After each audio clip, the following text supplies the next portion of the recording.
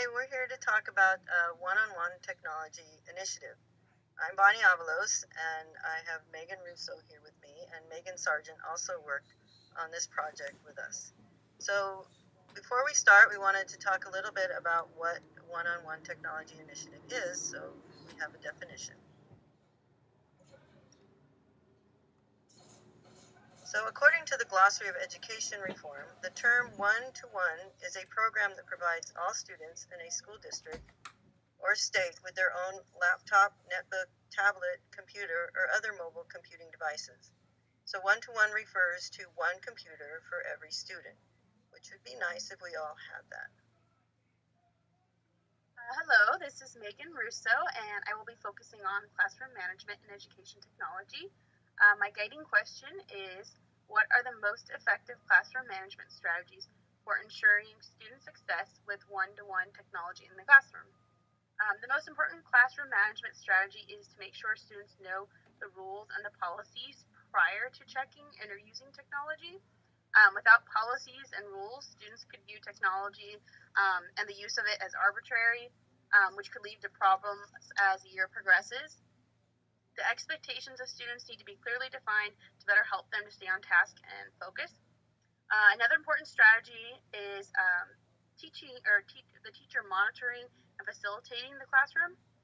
Movement equals accountability, and when a student knows that a teacher is monitoring the classroom, they are more likely to stay on task. It also gives students a chance to ask for help in a one-on-one, non-intimidating type of environment. Another strategy for classroom management is setting up a collaborative learning environment. Students should be sitting in groups with their iPads and laptops. This type of setup leads to project-based learning. Students will be solving real-life problems with their peers and building skills such as problem solving, communication, and critical thinking. Finally, differentiating instruction when using one-to-one technology benefits both the teacher and the student.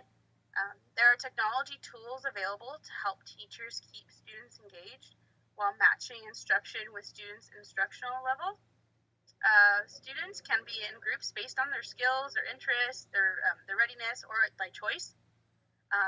Some types of technology tools that teachers could use are Edpuzzle, Newsla, and SES curriculum pathways. Teachers can better use these tools to focus on each individual needs of the students. My next guiding question is, how can teachers transfer their traditional classroom management skills to a one-on-one technology classroom environment? On the first day of school, we established the classroom guidelines. It only makes sense that teachers would also do this when introducing new technology into the classroom. Teachers must establish classroom guidelines by discussing them with their students and addressing the reasons behind them. Students should be given a reasonable expectation for their student behavior and a baseline for enforcement that students will understand. These guidelines should be posted on the classroom wall, just like the class rules. As with classroom guidelines, expectations for specific lessons should be displayed on the board daily. These expectations should include the type of technologies that the students will use and any links, resources, apps, or educational resources that they should be aware of. During this time, the teacher should clarify the purpose, the goals, and the objectives of using the technology.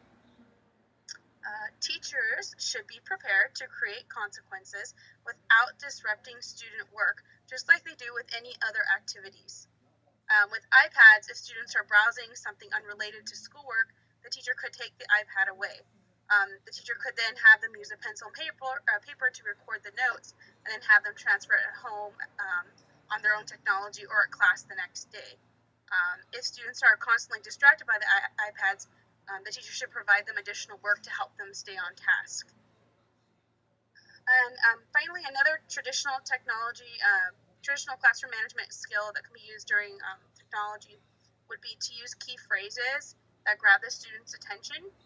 Most teachers already use this type of thing, like 1, 2, 3, eyes on me, or 1, 2, eyes on you, to teachers can continue to use these phrases to attract student attention.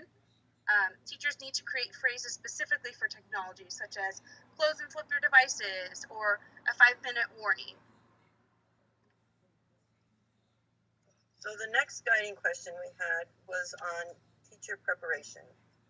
So this question says, how can we encourage teachers to use technology with their students? So one way to help with the classroom management is by making sure the teacher is prepared.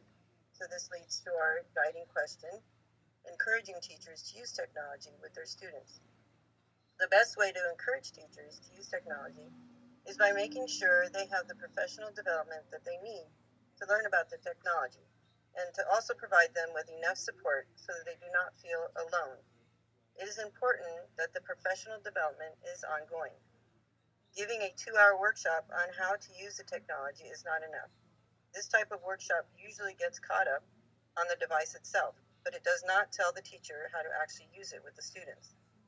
Support for integrating the technology into daily lessons might come in the form of a technology coach. Through my research, I found 3 different kinds of coaching used. The first is the cognitive coaching. This kind of coaching looks at how teachers think and problem solve. This type of coach might help with lesson development, modeling instruction, assisting with technology, and problem solving when issues arise.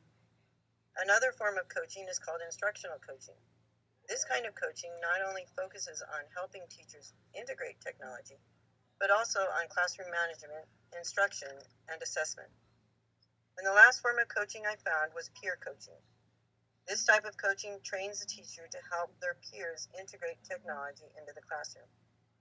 These different types of coaching models are all used to help teachers effectively integrate technology into their daily lessons. When looking at professional development, training should be done with the same device the teacher will be using in the classroom. Teachers need to be familiar with the tools that are available to them and to practice using them as much as possible.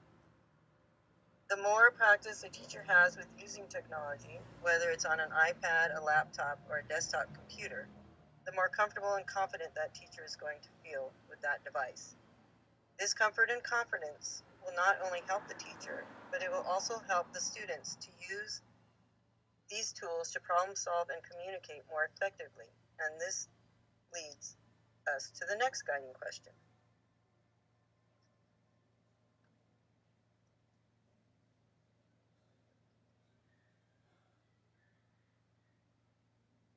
How can we encourage teachers to use technology?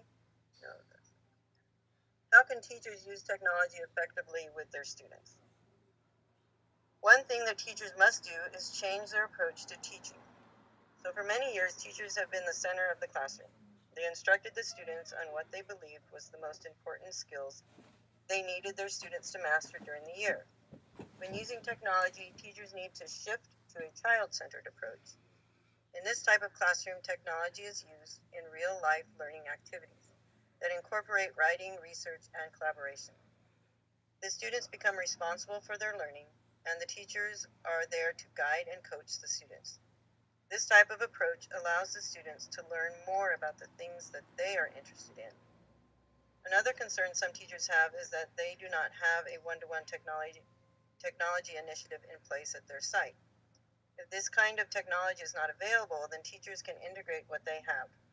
The important thing to remember is to use the technology so the students have exposure to these devices.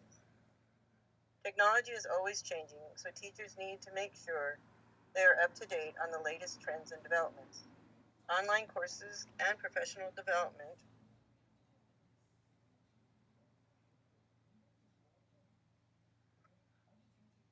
provided by the district will help a teacher stay current. As with everything, taking small steps until your comfort level improves is necessary when integrating technology into your curriculum. Teachers cannot be expected to change everything all at once. Baby steps are key if teachers are to effectively use technology with their students.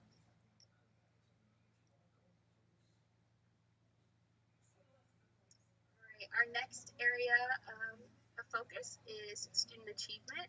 I'm going to be reading this part from Megan Sargent. This is Megan Russo speaking. The guiding question is, what is the goal of one-to-one technology? Um, by giving students access to devices they don't have at home, there is hope that the motivation to use these devices will help motivate students both to work in the class and also to attend class. Districts hoped that one-to-one technology programs could also motivate students to attend school and increase attendance. There is also hope that one-to-one technology programs will help to break down the digital divide. By providing devices to all students, there will be less of a divide between the have and the have-nots. Technology has been traditionally used in language arts areas. One-to-one technology programs give teachers an opportunity to integrate other areas in collaborative projects. Much like this project, one-to-one technology facilitates student collaboration. If each of us didn't have a computer, this assignment wouldn't be possible.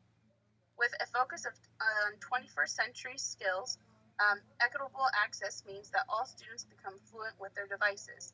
By using them year after year at home and at school, students also become familiar with the hardware of how the device works. And the next guiding question on student achievement is, what benefits have schools seen by implementing a one-to-one technology program? Districts have seen students use devices across more areas with one-to-one technology programs. The teachers are able to teach lessons and have students collaborate on projects that cross multiple content areas. Schools found that students used their devices at home to work on academics when they were given devices through one-to-one technology programs.